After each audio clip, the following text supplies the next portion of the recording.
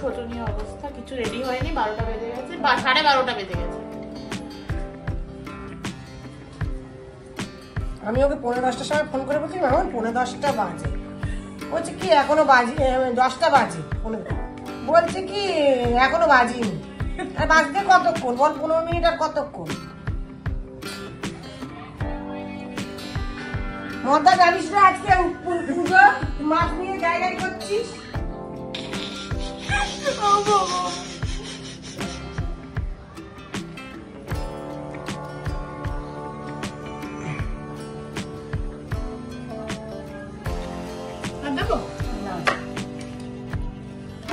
এটা কি মোদক হচ্ছে? এটা সুজির মোদক, এটা কাজুর মোদক, এটা চকলেট মোদক। সুজি চকলেট এখন রেডি হবে। আচ্ছা, দুধ, পায়েস রেডি হয়ে গেছে। ওকে, মোদকের ছাঁচ।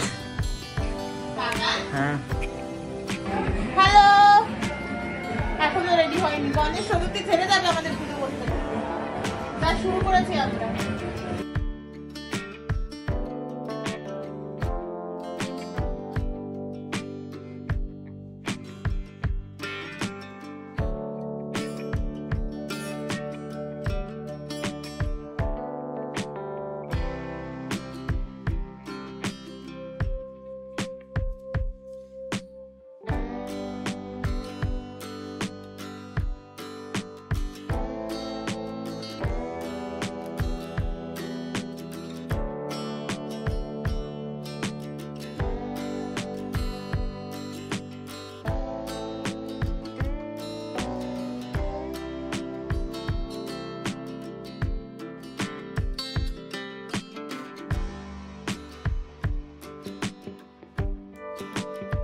তো আমাকে সবাই জানিও আমার সাজানো কেমন হয়েছে। গনুকে খুব অল্প টাইমে সাজিয়েছি, কারণ একদম টাইম ছিল না, কারণ আমি টাইমিংটা এবার প্রপারলি জানতাম না, সো তাই জন্য সবকিছু গন্ডগোল হয়ে গেছিল।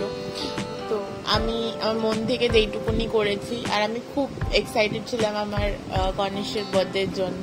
আর আমি কোনো দিন জীবনে, আমার জন্ম থেকে আমার বাড়িতে সব রকম পুজো হয়, ঠিক আছে, যেটা বাঙালির 12 মাসে 13 পার্বণ বলে, সেটা আমার বাড়িতে হয়। তো আমি কোনোদিন শাড়ি পরি না বা সাজুগুজু করি না। এই প্রথম বছর আমি নিজে শাড়ি পরলাম, যেটা আমি পরতে পারতাম না, আমি এখন শিখে গেছি। অ্যান্ড তার মধ্যে গণেশ পুজোরও তৈরি করলাম, মানে খুব মজা হয়েছে। সবাই মিলে যখন কাজ করি না, একটা অন্যরকম পুজো ভাইবস ক্রিয়েট হয়, তো বেশ মজা হয়। তারপরেই পুজো কমপ্লিট করে আমরা বেরিয়ে গেছিলাম মুভি দেখতে। কাইন্ড অফ একটু জোর করে নিয়ে গেছিলাম আমার বেস্ট ফ্রেন্ডকে মুভি দেখতে, কারণ ওর অন্য লোকেদের সাথে প্ল্যান ছিল অফকোর্স। সো যেতে দিইনি, আমি নিয়ে চলে গেছিলাম, কারণ কখনো আমাকেও টাইম দে ভাই, তোর বন্ধুরা তো আসবে যাবে, একটা দিন তো আমার জন্য হতে পারে, তাই জোরজবস্তি করে নিয়ে চলে এসেছিলাম। 3 2 মুভিটাও বেশ ভালো ছিল, রেকমেন্ডেড, গিয়ে দেখতে পারো। ফার্স্ট